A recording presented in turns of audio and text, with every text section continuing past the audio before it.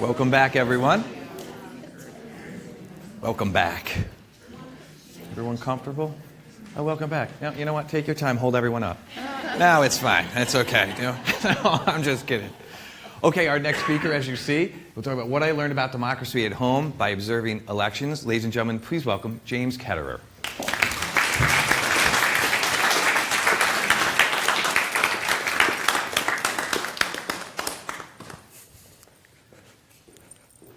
Good afternoon. So in the summer of 1993, I was sitting at my desk in the Legislative Office building here in Albany, New York, working for the New York State Senate, and I got a call out of the blue asking if I would be interested in going to the Republic of Congo to be an election observer. I'd never been to the Republic of Congo. I'd lived in North Africa for a while, but that's a long ways from Congo, and I'd never been an election observer. But I was interested in this, not just because it was something wildly different, but I was interested in it also because it was a time when this history was unfolding, when the Cold War had ended, when elections seemed to be and democracy was breaking out all over, at least so it seemed.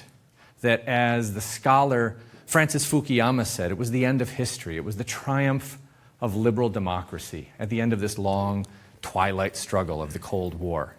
And so there were elections happening all over the place, and there were election observers going all over the place to make sure that these elections were somehow free and fair. And so now I had an opportunity to do this. So I went to talk to my boss, the senator, and asked him for some time off.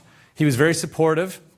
He also noted that it was probably the most unusual request for time off that he'd ever gotten, to go to Congo.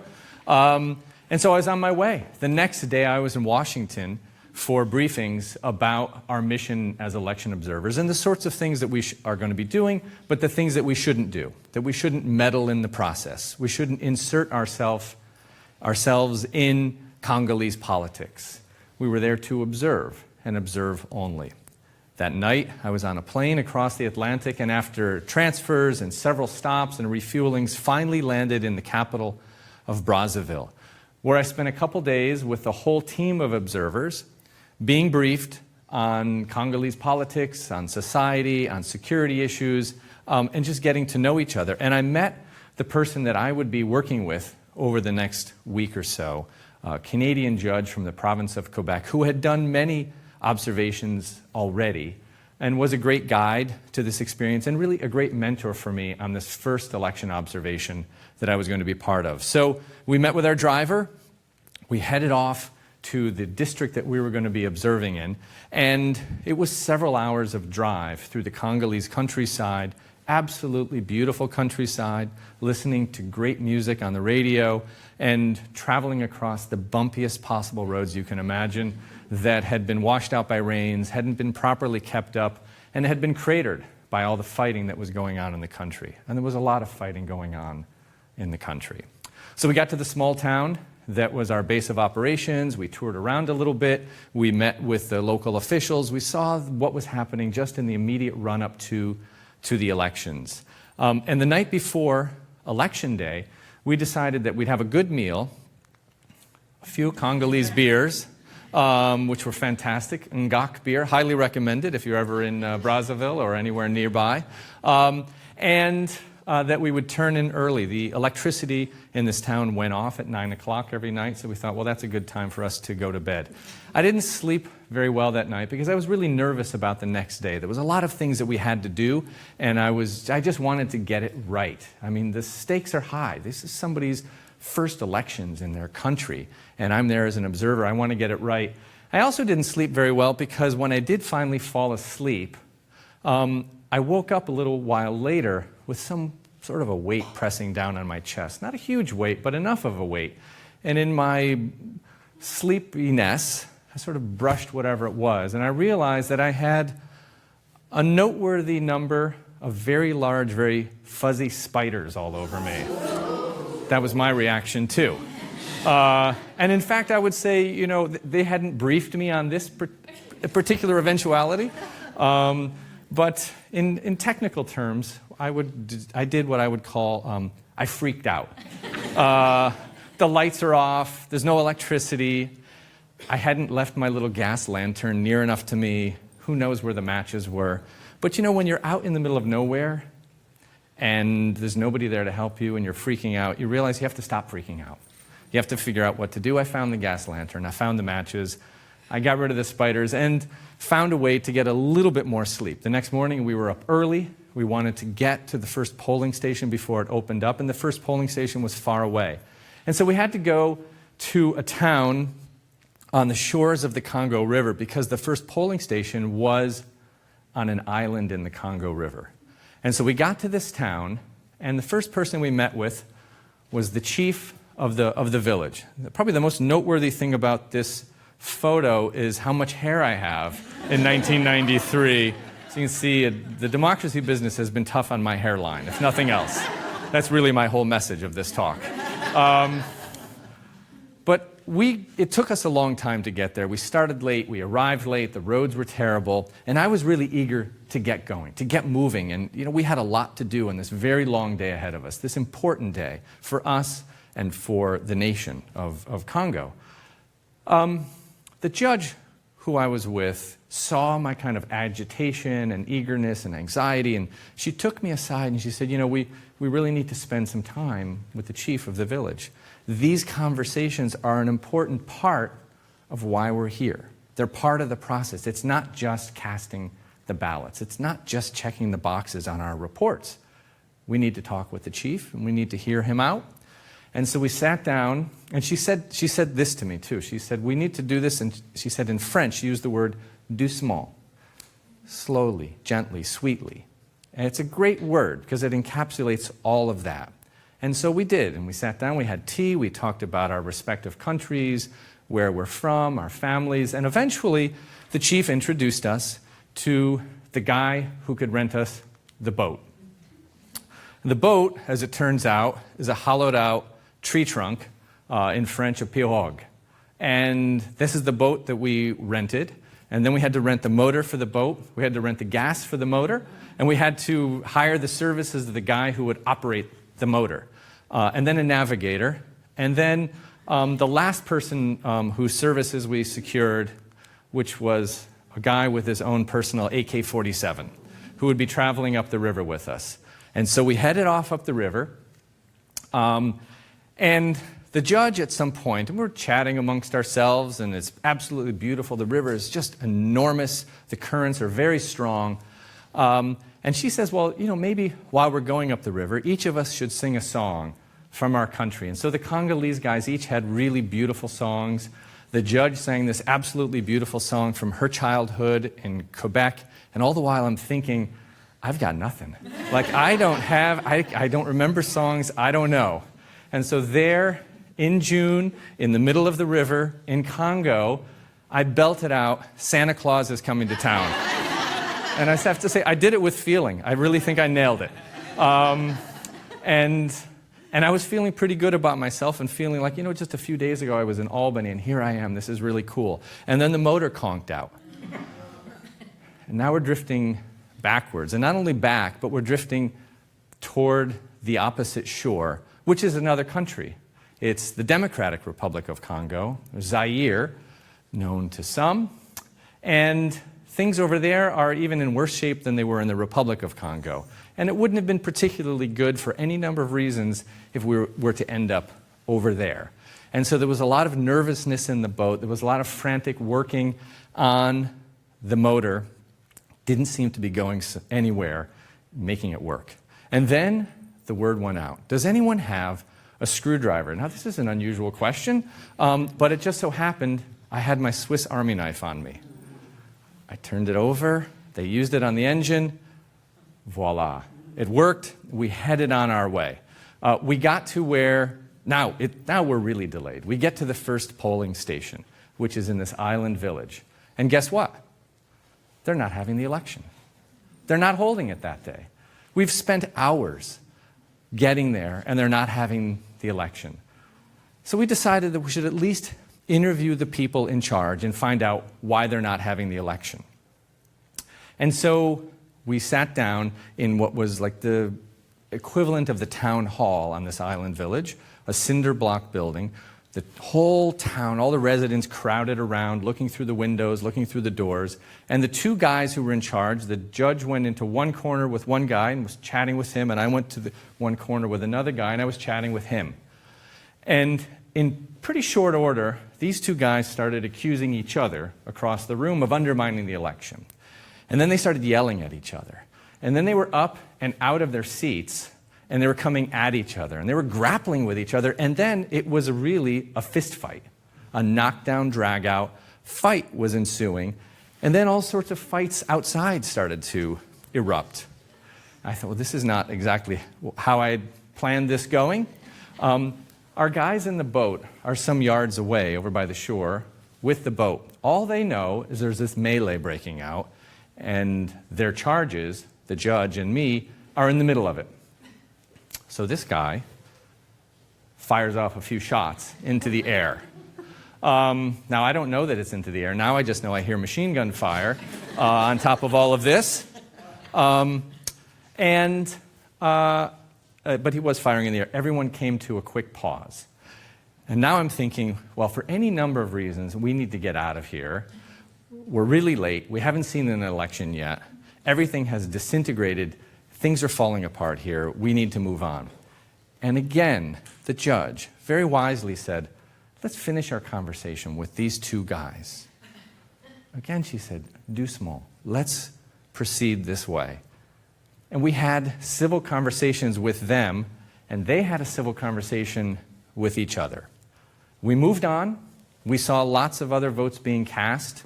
It was a difficult election. It was a violent time in Congo. But in the midst of that violence, I saw so many people coming out and walking for miles in the hot sun and casting their ballots. In many cases, for the first time in their lives, that it mattered, that the election really mattered. And after that election, I worked in lots of other elections in Guinea-Conakry in West Africa. Again, you can see people turning out with babies on their backs, standing in long lines, putting up with very challenging bureaucratic obstacles. In 2000, I worked in the first elections in Kosovo after the war, a place that had been ravaged by crimes against humanity, where the people who were working for me, the Kosovars, were coming to work under death threat every day, were voting in the shadows of mass graves, and where the town that I worked in had very few buildings left. They had either been bombed by NATO or had been burned down by either side during the war. Later in Macedonia, you can see here that I've upgraded myself. I've got not only a tie, but also an armband. And the armband really makes it, I think. But it was an important time to be there in that country at that moment. In Bosnia-Herzegovina, a country that we know has suffered so much and has a very precarious political system, yet people turned out and were working very hard, as you can see at this polling station, in good cheer. And most recently, in Ukraine, in 2014. So following the uprisings in Ukraine, in the Maidan, in Kiev, the ouster of their president, then the elections for a new president. The politics were very intense. Russia had annexed Crimea. There was out-and-out combat going on in the southeastern part of the country. Men were being called to military service from across the country, and people were putting on this election. And I worked with some just extraordinary people, the international observers. It was a huge mission for the Organization and Security and Cooperation in Europe, which the U.S. is a member state of, and the Ukrainians, who I worked with.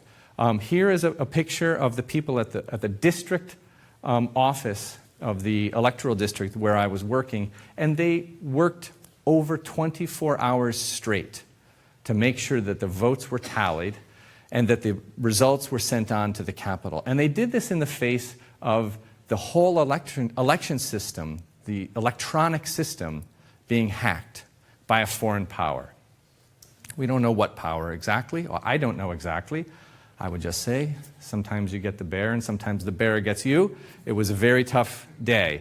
These people worked very hard. The day after the election, I sat down with some of the Ukrainian election workers and some of my fellow observers, and had this extraordinary meal, this time to kind of just commune over great food, conversation, many toasts, a fair amount of homemade vodka, singing some songs. There was no singing of Santa Claus is Coming to Town. I think that was a missed opportunity.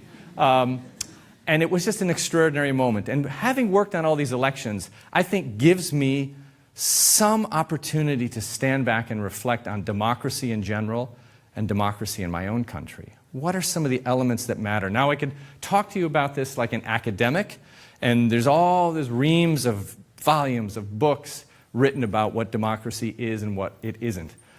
But what I was able to experience through these elections in other people's countries was the lived experience of democracy, the human element of democracy. How does it transpire when people are really having to sacrifice such a great deal to go and vote, to hold an election, to vote for the very first time in their lives? And so I've been in many countries where people have cast their very first votes. And I am reminded of that when I vote here. And I'm there at the polling station, and I think there's somebody here who's voted for the first time, either because they've just turned 18 and they can vote, or because they've come here from another country and they're now a citizen. And maybe they've come from some place where they couldn't have voted before. I think about how important Election Day is as a ritual, as a time to gather together. At the polling stations, I've seen so many great moments and conversations in polling stations around the world. And it pains me sometimes when I go to vote here and it seems kind of pro forma, or it just seems empty. And I think about why people vote. People vote to send people to institutions that we hope will work, that we need to work, because otherwise it's an empty exercise. We need to be able to know that the day after Election Day isn't just winner take all, that we will be able to maintain something akin to a loyal opposition, meaning that you can assiduously oppose the policies of the government in power and still be loyal to the country, and still be deemed as such, not be seen as traitorous, that we can work toward compromise. It makes me think about leadership and the qualities of leadership. I've been in many countries that have had revolutions where people have said, we're looking for our Nelson Mandela. There's not a lot of Nelson Mandelas in history. A man of that character comes along every so once in a while. However, we do need to find ways to cultivate leadership. We shouldn't be too overly reliant on individual leaders, but at the same time, we should seek out leaders who have the courage of their convictions, but also the capacity to compromise. And in my experience, that's rare and it's fragile, but it's possible. And it is one of the differences that I think comes down between democracies working and not working. But in the end, I think it really comes down to the many other things that are not part of constitutions or institutions or electoral law. Alexis de Tocqueville came to the United States in the 1830s, and he wrote about democracy in America. And he noted that what really makes it work here are all those other things, the other ways that we come together, the other ways in which we find opportunities to work together and to converse with each other. And I think back to that tea that I had with the chief in Congo, and the judge saying to me, do small. We need to stop. We need to talk. And we need to listen. I think about the boat going up the Congo River against the currents and having to work together, singing songs together, but also, finding a way to fix that motor. I think about the two guys yelling at each other in the cinder block building. We need to have a civil conversation. Do small. We need to talk. And so there's a lot of things that are hard. They're so big, it's hard to imagine how we can fix them. But we can talk to each other. We can listen to each other. We can talk to somebody who we know we disagree with and who disagrees with us. And that, I think, is an important element that I've learned from traveling around the world and seeing people risk everything for democracy. And I leave you with one further and very important thought. Don't forget your Swiss Army knife.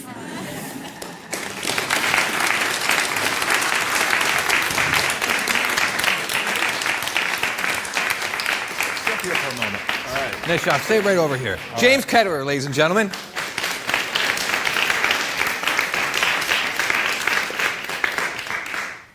James, I was reading about him before. He's the Dean of International Studies down at Bard College. And something that you just, I was formulating a question, and then I got a new question, because something that you just said in the ending of your talk. And you had said you needed people, you were talking about Mandela, and once in a while these people come along, and we need people to have courage with their convictions. Is that what you said? Is that courage? That's part of the equation. That's part of it. But that phrase right there, I think, is super important with it, in what I took away, and you're dealing with these people that are just voting for the first time and having this sense of freedom that possibly we take for granted here. How do you instill the youth and the children, even in our country, as blessed as we are, and in international countries that are just growing and catching up with speed? How do you help them? How do you help instill that courage, and also to have them maintain that so that has solvency, so they can actually grow to be those leaders that we need?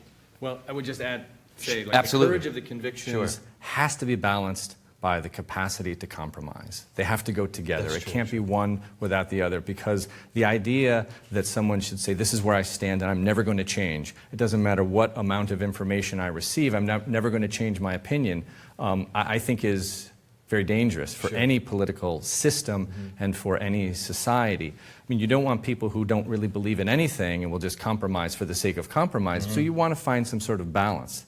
You know, in terms of... And meeting in the middle. Right.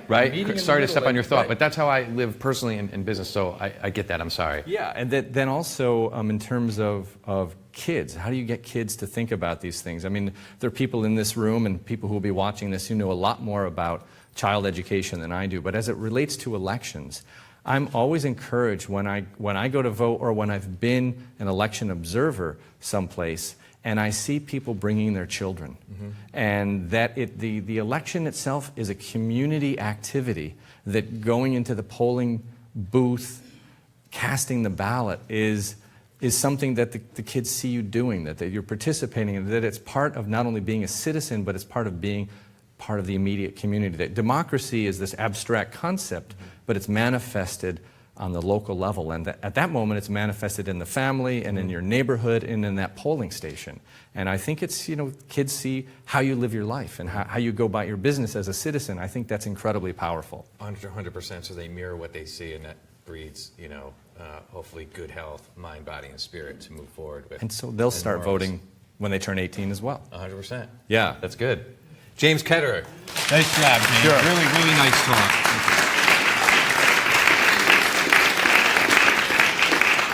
So at this moment, we're going to take a 20-minute break. So use the facilities, whatever you need to do.